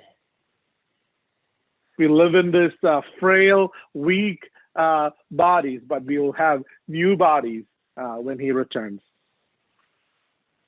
ನಾವು ಸೋತು ಹೋದಂತಹ ಮುರಿದಂತಹ ಪಾಪದಿಂದ ತುಂಬಿದ ಈ ಶರೀರದಲ್ಲಿ ಜೀವಿಸುತ್ತೇವೆ, ಆದರೆ ನಾವು ಒಯ್ಯಲ್ಪಡುವಾಗ ರೂಪಾಂತರಗೊಂಡಂತ ಶರೀರದಲ್ಲಿರುತ್ತೇವೆ. Paul writing to Corinthians says, the mortal shall put on immortality, and the corruptible will put on the incorruptible. ಅಪೊಸ್ತಲ ಪೌಲನು ಕೊರಿಂಥರಿಗೆ ಬರೆಯುತ್ತಾ ಈ ರೀತಿಯಾಗಿ ಹೇಳುತ್ತಾನೆ, ಆತನು ಲಯವಾದದ್ದು ಕ್ಷಯವಾದದ್ದು ಅಕ್ಷತೆಯನ್ನು ಧರಿಸಿಕೊಳ್ಳುತ್ತದೆ ಎನ್ನುವುದನ್ನು ಆತನಲ್ಲಿ ವಿವರಿಸುತ್ತಾ ಇದ್ದಾನೆ. ಲಯವಾಗುವ ಈ ದೇಹವು ನಿರ್ಲಯತ್ವವನ್ನು ಕೂಡ ಧರಿಸಿಕೊಳ್ಳುತ್ತದೆ ಎಂದು ವಿವರಿಸುತ್ತಾನೆ. It also is a reunion. ಅಷ್ಟೇ ಅಲ್ಲದೆ ಒಂದು ಗೂಡುವಿಕೆಯನ್ನು ನಾವು ನೋಡುತ್ತೇವೆ. We all have loved ones who have gone on to be with the Lord before us. ನಮ್ಮ ಮುಂದೆ ದಾಟಿ ಹೋದಂತ ನಮ್ಮ ಪ್ರಿಯರನ್ನು ನಾವು ಎಷ್ಟೋ ಪ್ರೀತಿಸಿದ್ದೇವೆ. And we'll see them again. ಆದರೆ ನಾವು ಇನ್ನೊಂದು ಸಾರಿ ಅವರನ್ನು ಭೇಟಿ ಮಾಡುತ್ತೇವೆ ನಮ್ಮ ನಿರೀಕ್ಷೆ. And I know that we have all been at graveside, laying down the bodies of our loved ones. ನಾವು ಅವರ ಶರೀರವನ್ನು ಹೂತಿಡುವಾಗ ಅವರ ಜೊತೆಗೆ ನಿಂತಿದ್ದಲ್ಲವೋ? And with the precious hope, we said at that moment that we'll see them when the Lord returns. ಆದರೆ ನಮಗಿರುವಂತ ದೊಡ್ಡ ನಿರೀಕ್ಷೆ ಏನೆಂದರೆ ಕರ್ತನು ತಿರುಗಿ ಬರುವಾಗ ಅವರನ್ನು ನಾವು ಕಾಣುವೆವು. Oh, this will be that day of reunion. ಅದು ನಮ್ಮಿಬ್ಬರನ್ನು ಕೂಡಿಸುವಂತ ಒಂದು ದೊಡ್ಡ ಸಮಾರಂಭವಾಗಿರಬಹುದು. And I have a few verses on that screen that talks about the assurance that we have of this reunion. ನಮ್ಮನ್ನು ಇಬ್ಬರನ್ನು ಸೇರಿಸುವಂತ ಆ ಸನ್ನಿವೇಶ, ಆ ದಿನದ ಬಗ್ಗೆ ಕೆಲವು ವಚನಗಳು ನಾನು ಸ್ಕ್ರೀನ್ ಮೇಲೆ ಆಗಲೇ ಶೇರ್ ಮಾಡಿದ್ದೇನೆ. And it's a day of rejoicing. ಅದು ಅತ್ಯಾನಂದ ಭರಿತರಾಗಿರುವಂತ ದಿನವಾಗಿರುತ್ತದೆ. We experience sorrows and disappointments and tears and separations and sickness and death. ನಾವು ನೋವುಗಳನ್ನು, ದುಃಖಗಳನ್ನು, ಕಣ್ಣೀರುಗಳನ್ನು, ಮರಣವನ್ನು ಕೂಡ ಅನುಭವಿಸಿದ್ದೇವೆ. But it says that he'll wipe away every tears. ಆದರೆ ಆತನು ನಮ್ಮೆಲ್ಲಾ ಕಣ್ಣೀರನ್ನು ಒರೆಸುವನೆಂದು ದೇವರ ವಾಕ್ಯ ಹೇಳುತ್ತದೆ. No more sorrows. ಇನ್ನು ಮೇಲೆ ದುಃಖ ಇಲ್ಲ ಪ್ರಿಯರೇ. No more tears. ಕಣ್ಣೀರು ಇಲ್ಲ ಪ್ರಿಯರೇ. Forever with the Lord, rejoicing in his presence. ಎಂದೆಂದಿಗೂ ನಿತ್ಯತ್ವದಲ್ಲಿ ಕರ್ತನೊಂದಿಗೆ ಆನಂದಿಸುತ್ತಾ ಆತನೊಂದಿಗೆ ಇರುವಂತ ಆ ಸನ್ನಿವೇಶ, ಆ ಅವಕಾಶ. And in 2 Corinthians 1:14 and 1 Thessalonians 2:19, Paul talks about a special cause for rejoicing. 2 Thessalonica 2:19, 2 ಕೊರಿಂಥಿ 1:14 ಪ್ರತ್ಯೇಕವಾಗಿ ಪೌಲನು ಆತನ ಜೊತೆಗೆ ಆನಂದಿಸುವ ಆ ದಿನದ ಬಗ್ಗೆ ವಿವರಣೆ ಮಾಡುತ್ತಾ ಇದ್ದಾನೆ. And I think that special joy that Paul talks about is to see in the presence of the Lord who has come to know the Lord because of your labor of love in this earth. ಆತನು ಆ ವಿಶೇಷ ಆನಂದದ ದಿನದ ಬಗ್ಗೆ ಯಾಕೆ ಹೇಗೆ ವಿವರಿಸುತ್ತಾನೆ ಅಂದರೆ, ನೀವು ನಿಮ್ಮ ಸುವಾರ್ತೆಯ ಮೂಲಕ ಒಬ್ಬ ಆತ್ಮನಾದರೂ ಗೆದ್ದವರನ್ನು ಅಲ್ಲಿ ಕಂಡಾಗ ಬರುವಂತ ಹರ್ಷದ ಬಗ್ಗೆ ಆತನು ವಿವರಿಸುತ್ತಾನೆಂದು ನಾನು ಎಣಿಸುತ್ತೇನೆ. It will be a day of rejoicing in every sense. ಎಲ್ಲಾ ಸ್ಥಿತಿಗಳಲ್ಲಿ ಹರ್ಷದಿಂದ ಆನಂದಿಸುವಂತ ಆ ದಿನವಾಗಿರುತ್ತದೆ ಅದು. And we'll also hear, "Well done, good and faithful servant," on that day. ಆ ದಿನ ನಾವು ಈ ಮಾತನ್ನು ಕೂಡ ಕೇಳಲಿಕ್ಕೆ ಹೋಗುತ್ತೇವೆ. ಭಲ ನಂಬಿಗಸ್ತನಾದ ದಾಸನೇ. There'll be rewards handed out. ಅಲ್ಲಿ ನಮಗೆ ಬಹುಮಾನಗಳನ್ನು ವಿತರಿಸಲಾಗುತ್ತದೆ. And the scripture talks about the rewards that we'll enjoy on that day from our Lord. ಆ ಕರ್ತನಿಂದ ಬಹುಮಾನ ಪಡೆದಂತವರು ಆನಂದಿಸುವರೆಂದು ದೇವರ ವಾಕ್ಯ ನಮಗೆ ತಿಳಿಯಪಡಿಸುತ್ತದೆ. A lot of people throughout the church history were humiliated for the sake of the gospel. ಸುವಾರ್ತೆಗಾಗಿ ಸಭಾ ಚರಿತ್ರೆಯನ್ನು ನಾವು ಕಾಣುವಾಗ ಎಷ್ಟೋ ಜನರು ಸಭೆಗಾಗಿ ನೋವನ್ನು ಅನುಭವಿಸಿ ಅವರನ್ನು ಹಿಂಸೆಗೆ ಒಳಗಾಗಿಸಿದರು. They were cruelly put to death. ಅವರು ಎಷ್ಟೋ ಹಿಂಸಾತ್ಮಕವಾಗಿ ಮರಣವನ್ನು ಅಪ್ಪಿದರು. And their reward, their recognition will be on that day. ಆ ದಿನ ನಾವು ಅವರನ್ನು ಸನ್ಮಾನಿಸುವಂತ, ಗುರುತಿಸುವಂತ, ಬಹುಮಾನ ಪಡೆಯುವ ದಿನವನ್ನು ಕಣ್ಣಾರೆ ನೋಡಬಹುದು. And we read in Hebrews chapter 11, as the writer to the Hebrews talks about the patriarchs. ಇಬ್ರಿಯರಿಗೆ ಬರೆದ ಪತ್ರಿಕೆ 11ನೇ ಅಧ್ಯಾಯದಲ್ಲಿ ಆ ನಂಬಿಗಸ್ತರ ಬಗ್ಗೆ ಇಬ್ರಿಯ ಪತ್ರಕರ್ತನು ಬರೆಯುವುದನ್ನು ನಾವು ಕಾಣುತ್ತೇವೆ. And there's a couple of times where the writer reminds us that these died without receiving the promises. ಈ 11ನೇ ಅಧ್ಯಾಯದಲ್ಲಿ ಆತನು ಬರೆಯುವುದನ್ನು ನಾವು ಮತ್ತೆ ಮತ್ತೆ ಕಾಣುತ್ತೇವೆ. ಇವರು ಯಾವುದೇ ಪ್ರತಿಫಲವನ್ನು ಹೊಂದದೆಯೂ ತಮ್ಮ ಕಾರ್ಯದಲ್ಲಿ ಮುಂದುವರೆದರು ಎನ್ನುವ ಮಾತನ್ನು ವಿವರಿಸುತ್ತಾನೆ. But it also says that these all died in faith. When they looked up, they saw the city that God was building for them. ಆದರೆ ಆತನು ಈ ಮಾತನ್ನು ಕೂಡ ಅಲ್ಲಿ ನುಡಿದನು, ಅವರು ನಿರೀಕ್ಷೆಯಲ್ಲೇ ತಮ್ಮ ಪ್ರಾಣವನ್ನು ಕಳೆದುಕೊಂಡು ಸೇವೆಯಲ್ಲಿ ಮುಂದುವರೆದರು. ಯಾಕಂದರೆ ನಿತ್ಯತ್ವದಲ್ಲಿ ಕಟ್ಟಲ್ಪಟ್ಟಂತ ಆ ಪಟ್ಟಣಕ್ಕಾಗಿ ಅವರು ಎದುರು ನೋಡುವವರಾಗಿದ್ದರು. They lived by faith as pilgrims and sojourners because they realized that this earthly life, this earth was no continuing city for them. ಅವರು ಭೂ ಲೋಕದ ಯಾತ್ರೆಯಲ್ಲಿ ನಿವಾಸಿಗಳಾಗಿ, ಯಾತ್ರೆಗಳಾಗಿ, ಪರದೇಶಿಗಳಾಗಿ ಜೀವಿಸಿದರು. ಯಾಕಂದರೆ ಈ ಲೋಕ ಯಾತ್ರೆ ನಮ್ಮದು ಖಂಡಿತವಾಗಿ ಅಲ್ಲ, ನಿತ್ಯತ್ವಕ್ಕೂ ಇರುವುದಲ್ಲ. ನಮಗಾಗಿ ಕಟ್ಟಲ್ಪಟ್ಟಂತ ಆ ಪಟ್ಟಣಕ್ಕಾಗಿ ಎದುರು ನೋಡುತ್ತಾ ಹೊರಟರು. And the last thing that I want to share is that we shall reign with him. ಕೊನೆಯ ಮಾತು ನಿಮ್ಮೊಂದಿಗೆ ನಾನು ಹಂಚಿಕೊಳ್ಳಲು ಬಯಸುವುದಂತದ್ದು, ನಾವು ಆತನೊಂದಿಗೆ ಆಳುವೆವು. We will enjoy our final victory with him that day. ನಾವು ಆ ದಿನ ನಮ್ಮ ಕೊನೆಯ ವಿಜಯ ಜಯವನ್ನು ಆತನೊಂದಿಗೆ ಸಂಪೂರ್ಣವಾಗಿ ಆನಂದಿಸುವೆವು. And that's what we have to look forward to. ಅದಕ್ಕಾಗಿಯೇ ನಾವು ಎದುರು ನೋಡುವವರಾಗಿರಬೇಕು. That's where we fully enjoy the victory that he has called us into. ಆತನು ನಮಗಾಗಿ ಯಾವ ವಿಜಯಕ್ಕಾಗಿ ಕರೆದನೋ ಆ ವಿಜಯದಲ್ಲಿ ನಾವು ಸಂಪೂರ್ಣವಾಗಿ ಆನಂದಿಸುವೆವು. This life might be filled with trials and troubles for you. ಈ ಜೀವನದಲ್ಲಿ ನಮಗೆ ದುಃಖ, ಸಂಕಟ, ನೋವುಗಳಿಂದ ತುಂಬಿದಂತ ಜೀವನವಾಗಿರಬಹುದು. You may even wonder, is this the victorious life that God wants me to enjoy?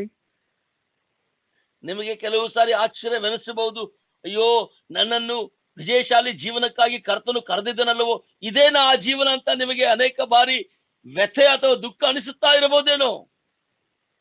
Oh, don't lose heart. ಓ ಪ್ರಿಯರೇ, ನಿರಾಶೆಗೊಳ್ಳಬೇಡಿರಿ. Continue on for the Lord. ಕರ್ತನಿಗಾಗಿ ಮುಂದುವರೆಯಿರಿ. Because what's in your future is that you'll reign with the Lord and you will enter into his victory fully. ನಿಮಗಾಗಿ ಎದುರು ನೋಡುವಂತ ಭವಿಷ್ಯತ್ತು ಏನೆಂದರೆ, ನೀನು ಕರ್ತನೊಂದಿಗೆ ಯುಗ ಯುಗಕ್ಕೂ ಆಳುವಿ, ನೀನು ಆತನೊಂದಿಗೆ ಸಂಪೂರ್ಣ ವಿಜಯವನ್ನು ಆನಂದಿಸುವಿ. And probably for the last time we'll shout, "Oh death, where is your victory? Oh hell, where is your victory?" ಓ, ನನಗನಿಸಿದ ಹಾಗೆ ನಾವು ಕೊನೆಯ ಬಾರಿ ಈ ಮಾತನ್ನು ನುಡಿಯುತ್ತೇವೇನೋ, ಮರಣವೇ ನಿನ್ನ ಮುಳ್ಳು ಎಲ್ಲಿ? ಓ ಓ ಮರಣವೇ ನಿನ್ನ ವಿಜಯವೆಲ್ಲಿ? And we'll thank God for the victory that we have in Lord Jesus Christ. ಕರ್ತನಾದ ಯೇಸು ಕ್ರಿಸ್ತನಲ್ಲಿ ನಮಗೆ ಕೊಟ್ಟಂತ ವಿಜಯಕ್ಕಾಗಿ ನಾವು ಕರ್ತನಿಗೆ, ತಂದೆಯಾದ ದೇವರಿಗೆ ಸ್ತೋತ್ರ ಸಲ್ಲಿಸುವೆವು. And we'll be with the Lord forever and ever. ನಾವು ಕರ್ತನೊಂದಿಗೆ ಸದಾ ಕಾಲವು ಜೀವಿಸುವೆವು. Thank you so much for giving me this opportunity to share from the Word of God these few days. ಈ ಕೆಲವು ದಿನಗಳು ದೇವರ ವಾಕ್ಯದಿಂದ ಸಾರಲು ನನಗೆ ಕೊಟ್ಟಂತ ಅವಕಾಶಕ್ಕಾಗಿ ನಾನು ವಂದನೆ ಸಲ್ಲಿಸುತ್ತೇನೆ. I trust the study has been encouraging to you. ಈ ಅಭ್ಯಾಸ ಕ್ರಮವು ನಿಮ್ಮನ್ನು ಪ್ರೋತ್ಸಾಹಿಸಿದೆ ಎಂದು ನಾನು ನಂಬುತ್ತೇನೆ. And like I said in the beginning, the note that I have was prepared by a man of God even before I was born. ನಾನು ಮೊದಲೇ ನಿಮಗೆ ತಿಳಿಸಿದ ಹಾಗೆ ನನ್ನಲ್ಲಿರುವಂತ ಈ ಅಭ್ಯಾಸ ಕ್ರಮದ ಪಟ್ಟಿ ನೋಟ್ಸ್ಗಳನ್ನು ನಾನು ಹುಟ್ಟುವುದಕ್ಕಿಂತ ಮುಂಚೆ ಒಬ್ಬ ದೇವಜನರಿಂದ ಸಿದ್ಧಪಡಿಸಲ್ಪಟ್ಟಂತ ನೋಟ್ಸ್ ಆಗಿದೆ. I think this was prepared in the 1940s or 1950s. ಇದು 1940 ಅಥವಾ 50ರ ದಶಕದಲ್ಲಿ ಸಿದ್ಧಪಡಿಸಿದಂತ ನೋಟ್ಸ್ ಆಗಿತ್ತು. But as I came across this and I studied this, I realized how these truths are for the ages. ನಾನು ಇದನ್ನು ಓದಿಕೊಂಡು ಇದನ್ನು ಅಭ್ಯಾಸ ಮಾಡಿದಾಗ ಈ ಯುಗಕ್ಕೂ ಈಗಿನ ದಿನಕ್ಕೂ ಕೂಡ ಎಷ್ಟು ಅವಶ್ಯಕವಾಗಿದೆಯೋ ಅದನ್ನು ನಾನು ಅರ್ಥ ಮಾಡಿಕೊಂಡೇನೆ.